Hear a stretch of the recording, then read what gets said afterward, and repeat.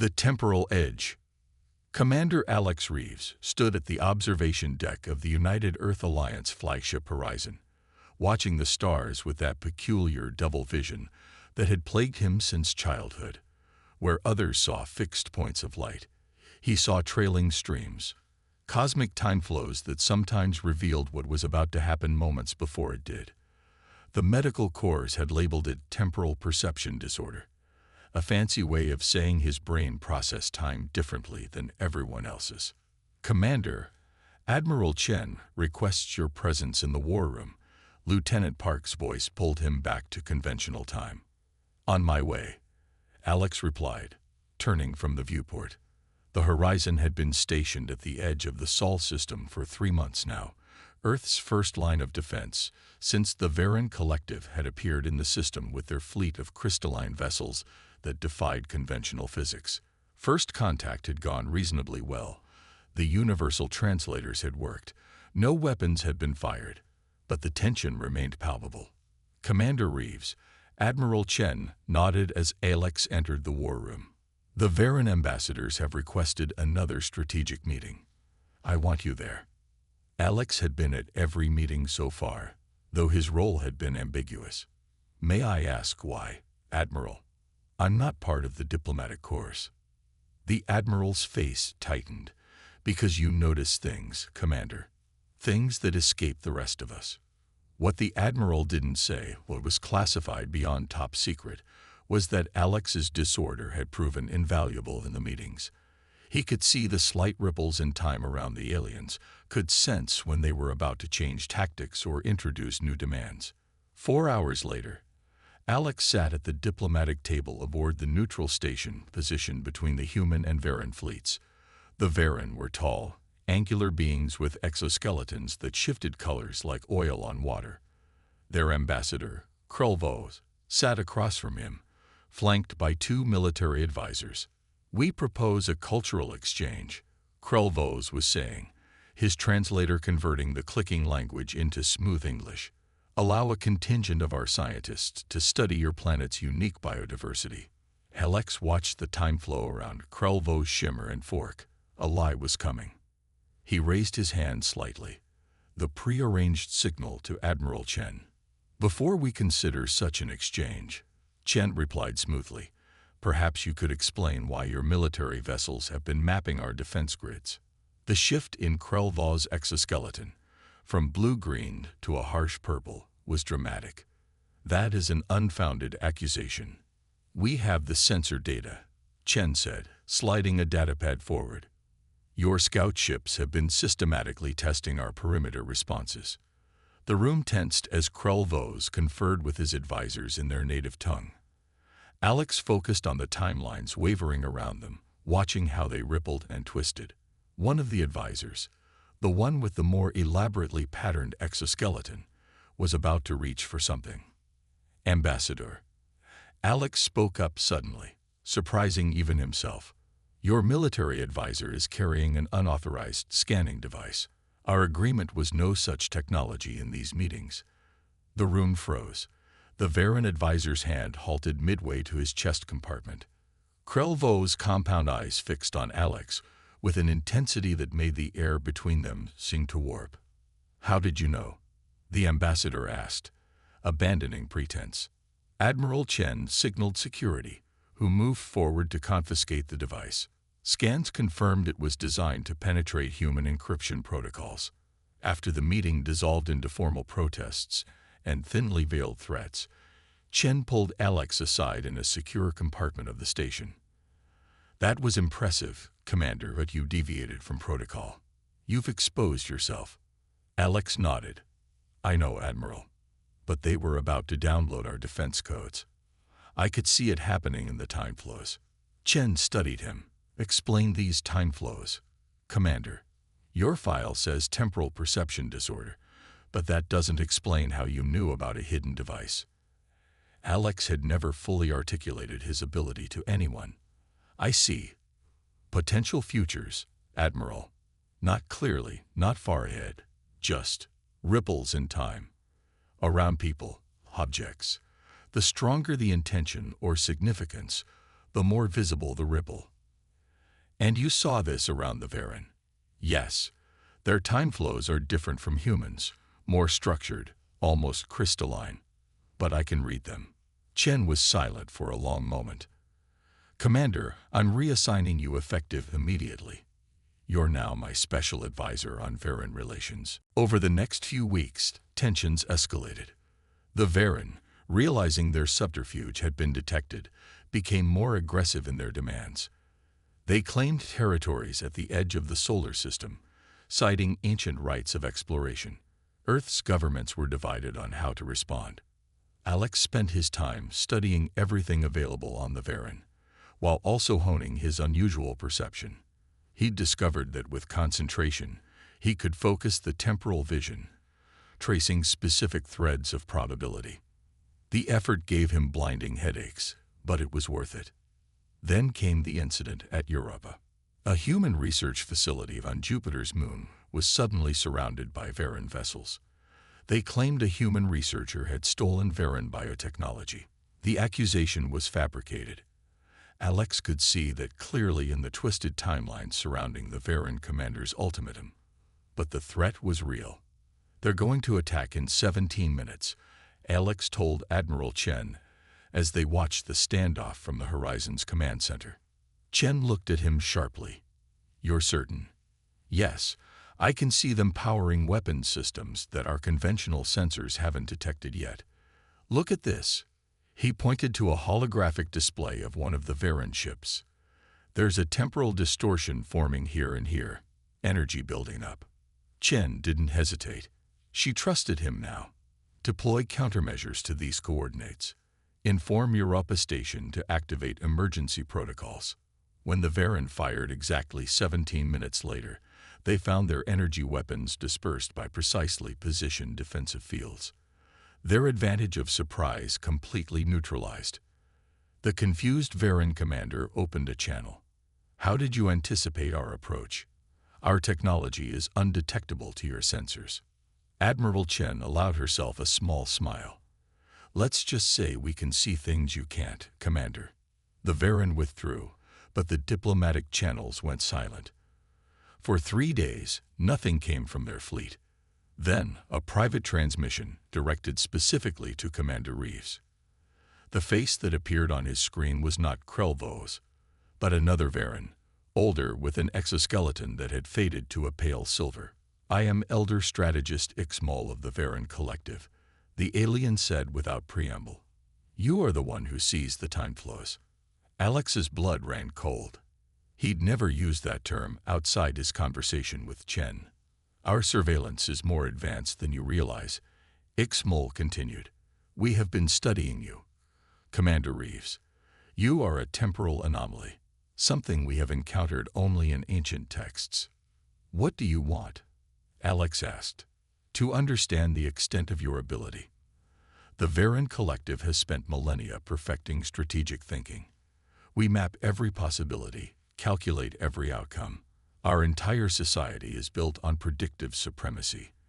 And yet, you, a single human, can see our moves before we make them. The revelation hit Alex like a physical blow. The Varen weren't just being aggressive.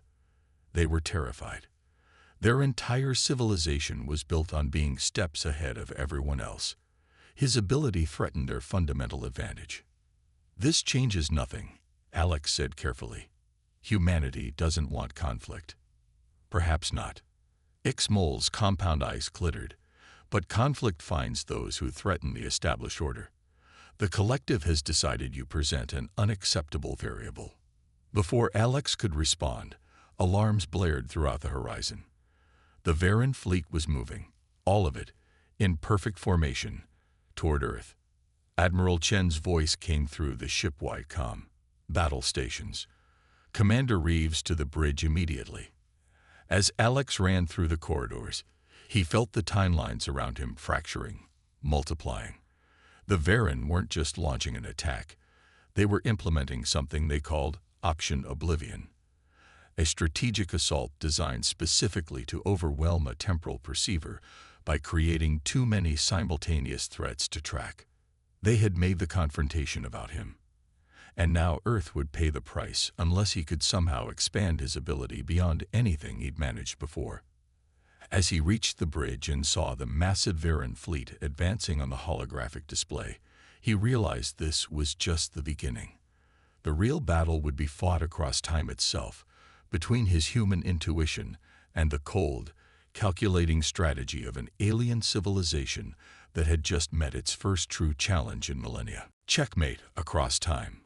The bridge of the horizon erupted into controlled chaos as tactical officers reported the Varan fleet's movements.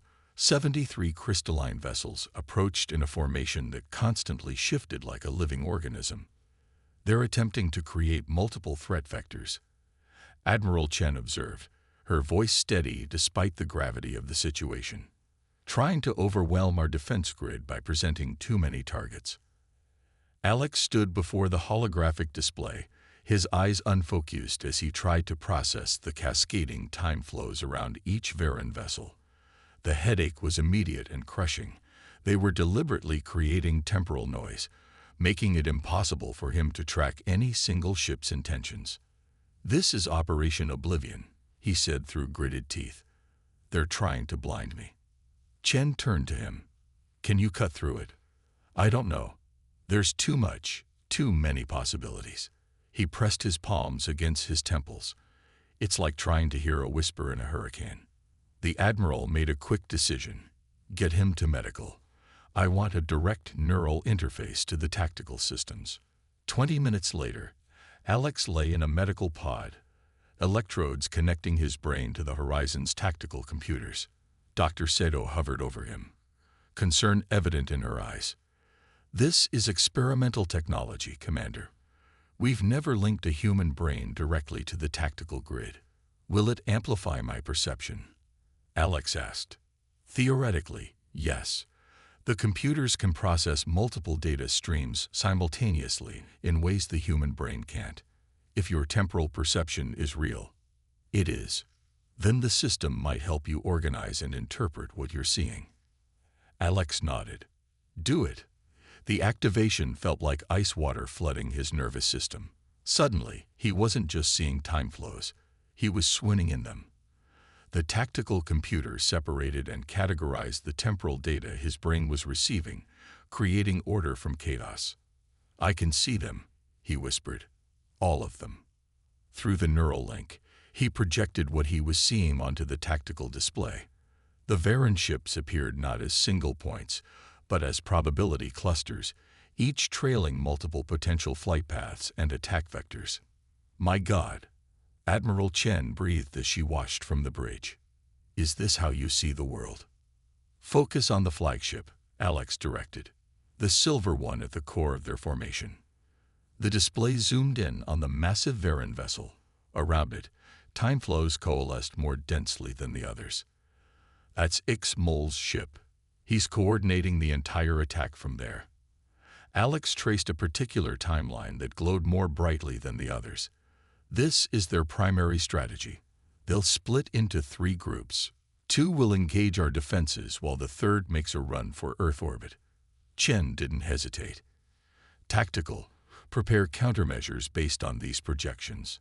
Deploy the fleet to intercept these coordinates." As the human ships moved into position, the Varan fleet split exactly as Alex had predicted. For a moment, confusion rippled through their formation as they encountered human vessels already positioned to counter their supposedly unpredictable maneuver. "They're adapting," Alex warned, wincing as new time flows burst into his perception. "Changing tactics." The Varan ships suddenly accelerated, pushing their crystalline drives beyond normal parameters. Several smaller vessels deliberately collided with human defenses, sacrificing themselves to create gaps in the line. "They're desperate," Chen observed.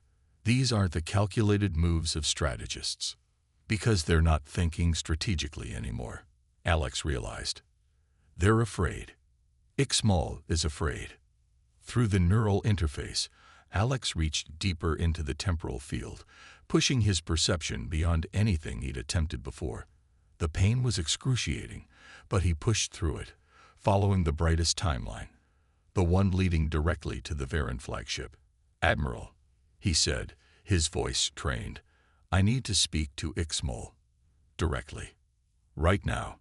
Chen hesitated only briefly. "Open a channel to the Varen flagship." The holographic display shifted, and the silver-hued face of Elder Strategist Ixmol appeared. Behind him, the Varen command center appeared to be in disarray. "You should not be able to counter our movements," Ixmol said, his translator unable to fully mask the distress in his voice. "We calculated 17 million possible approaches. But you calculated them all now, in present time," Alex replied, understanding flowing through him with the temporal currents. "That's why you can't beat me. You think in strategy. I think in time." The Varen leader's compound eyes narrowed. "Explain." "Your civilization masters space, Ixmol. You're brilliant strategists because you can conceptualize three-dimensional positioning perfectly. But humans, we internalize time differently. We don't just calculate it. We feel it. We live it." Through the neural interface, Alex projected a new image onto the tactical display, one that both the humans and Varen could see. It showed not just the current positions of all vessels, but their probable paths extending into the near future like luminous trails. "This is what I see," Alex said. "Not just where you are, but when you are. Where you've been and where you're going." For the first time, something like awe registered in the Varen leader's posture. Impossible. And yet here we are. Alex grimaced as he pushed his perception further, tracing the time flows forward. "In approximately 7 minutes, your secondary fleet will attempt to bypass Jupiter's gravity well to slingshot toward Earth. 3 minutes after that, your stealth vessels currently hiding in the asteroid belt will launch their attack." Ixmol's exoskeleton paled further. Those movements had not yet been communicated to the fleet. "You've built your civilization on strategic perfection," Alex continued, "on always being 3 moves ahead. But what happens when you face someone who can see all the moves at once, from beginning to end?" The Varen leader was silent for a long moment. Then, with obvious reluctance, "We would be at a disadvantage." "Yes." Alex nodded, pushing through the pain. "And now you have a choice. Continue this attack, which I can tell you with complete certainty will fail, or recognize that humans bring something unique to the galactic community, something even the Varen collective could benefit from." The tactical display updated, showing the human fleet's new formation, a configuration designed specifically to counter the Varen's next 3 planned maneuvers. "We've positioned our ships not where you are, but where you're going to be," Admiral Chen explained. "We can keep doing this indefinitely." On the Varen flagship, Ixmol conferred with his advisors in their rapid, clicking language. The time flows around them swirled and shifted, but Alex could see the dominant probability emerging. "They're going to stand down," he said quietly to Chen. Sure enough, moments later, the Varen fleet's formation began to change, weapons systems powering down. "The collective acknowledges this. Impasse," Ixmol stated formally. "We request a cessation of hostilities to discuss terms." Admiral Chen nodded. "Agreed. We'll arrange a neutral meeting point." After the channel closed, medical staff rushed to Alex's side. The neural interface had taken its toll. Blood trickled from his nose, and his vital signs were erratic. "Get him stabilized," Chen ordered. "And get him ready for the diplomatic meeting. I want him there." "Admiral," Alex said weakly as they began disconnecting him from the system. "I saw something else. Something important." Chen leaned closer. "What did you see, Commander?" "The Varen. They're running from something. Something that even their strategic minds can't defeat." He struggled to articulate the fragmentary vision he'd glimpsed at the furthest edges of his perception. "There's another species out there, one that frightens them. That's why they're so desperate to maintain their advantage." The Admiral's expression darkened. "Can you see what this threat is?" Alex shook his head. "Not clearly. Too distant in time. But the Varen know. That's why first contact was so important to them. They're looking for allies. Chen straightened, her mind already working through the implications. So this confrontation might have been a test. They needed to know if humans were worthy partners, or if we had something they could use, Alex added, like my ability. 3 days later, Alex stood beside Admiral Chen in the conference room aboard the neutral station. His temporal perception had settled somewhat after the strain of the battle, though Dr. Sato warned him that such extreme use of his ability might have permanent effects. Across the table sat Ixmol and 3 other Varan elders, their exoskeletons subdued in coloration, a sign of formal diplomatic intent. Alex had learned. The collective has conferred, Ixmol began, and we wish to propose a new relationship with humanity. We're listening, Chen replied cautiously. For millennia, the Varan have relied on strategic supremacy to maintain our position in the galaxy. We calculated every possibility, prepared for every scenario. The elders' compound eyes fixed on Alex. Except this one, a species with natural temporal perception. Not all humans have my ability, Alex clarified. But it exists within your genetic potential, one of the other elders interjected. Our studies of your species suggest the trait could be latent in many of your kind. Admiral Chen leaned forward. Commander Reeves mentioned something about a threat, something the Varan are preparing for. A ripple of unease passed through the alien delegation, confirming Alex's insight. We call them the Void Weavers, Ixmol said finally. They exist partially outside normal spacetime, making them difficult to predict. They have consumed 17 civilizations in the galactic rim over the past century. Our strategic models indicate they will reach this sector within 2 decades. And you think human temporal perception might help against them, Chen concluded. It would be advantageous to both our species. The elder's mandibles clicked in what Alex was beginning to recognize as discomfort. The Varan offer strategic perfection. Humans, it seems, offer temporal insight. Together, we might stand where separately we would fall. Alex studied the time flows around the Varan delegation. They had crystallized into a single clear stream. Truth, not deception. They're sincere, Admiral, he said quietly. This is no longer about domination. It's about survival. Chen nodded, then addressed the Varan. We will bring your proposal to Earth's governments. But understand this. Any alliance between our species will be one of equals. We won't be subordinate strategic assets. Agreed, Ixmol said with surprising quickness. The collective has already begun revising our understanding of humanity's place in the cosmic order. As the formal talks proceeded, Alex stepped back, allowing the diplomats to work out the details. His gaze drifted to the viewport, where the stars shone with their familiar temporal trails. Beyond them, at the very edge of his perception, he could sense something moving. Dark currents in the flow of time, still distant but inexorably approaching. The Void Weavers were coming. But this time, humanity would not face the darkness unprepared. This time, they would see it coming. Because while the Varan fought in strategy, humans fought in time. And in the end, time was the one dimension that truly mattered.